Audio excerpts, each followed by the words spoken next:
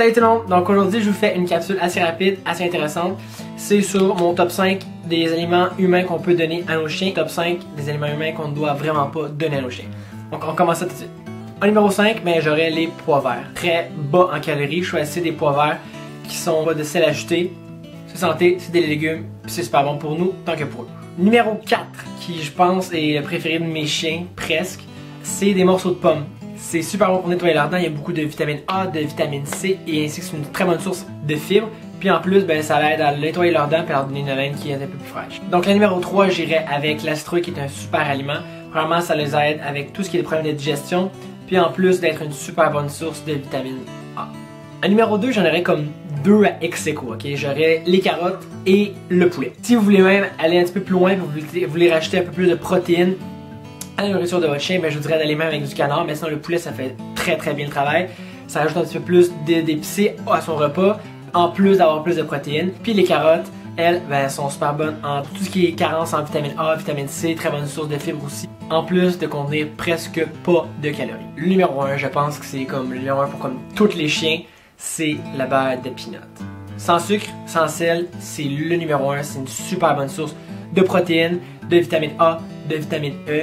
Plusieurs aussi gras qui sont bons pour le cœur de votre chien. Puis qu'est-ce qu'il y a de plus pratique que juste mettre du beurre de peanut congelé dans un jouet Kong puis de le laisser avec son chien quand on part pour l'occuper puis qu'il se fatigue puis qu'il s'endorme. Même fait une recette pour mes chiens, gâterie, beurre de peanut et banane, elle capote. Ok, maintenant les aliments qui ne sont pas bons pour vos chiens. Bon, mis à part le chocolat que tout le monde sait qui est pas bon pour votre chien. Donc le chocolat, pourquoi est-ce que c'est pas bon? Mis à part le fait qu'il y a beaucoup de caféine, ça peut créer des troubles de système digestif, du vomi. Votre chien peut avoir de la misère à respirer et peut même éventuellement en mourir s'il en consomme dans une quantité qui est assez importante. Le numéro 5, ça serait des os cuits. Les os cuits, pourquoi est-ce qu'ils sont dangereux?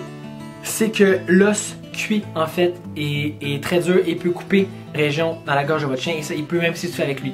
Tandis qu'un os qui est cru, ça c'est aussi bon pour votre chien et pour ses dents. Le numéro 3, que je pense pas que tout le monde est au courant, ce sont les avocats. Les avocats sont super dangereux pour nos chiens. Ça peut créer des problèmes de cœur, du vomissement ainsi que la diarrhée. C'est vraiment un non pour vos chiens. Ensuite, je sais que tantôt je vous ai dit que les pommes c'était super bon pour votre chien, mais ce qu'on fait attention, c'est avec les pépins. Ça devient dangereux seulement si c'est consommé dans une grande quantité, parce que ça peut comme littéralement bloquer le corps de votre chien. Mais quand même, faut pas prendre de chance, puis il vaut mieux quand même enlever ça avant de leur donner leur tranche de pomme. Ça prend une seconde de plus à faire, puis ça vaut vraiment la peine.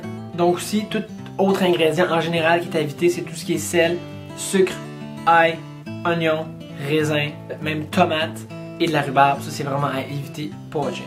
Et l'aliment le plus dangereux pour vos chiens, je pense, dans tous ceux que j'ai nommés, ça peut arriver, vous avez sûrement vu des vidéos parce qu'il y a un chien qui a commencé à boire dans un party, c'est une vidéo sur YouTube, peu importe.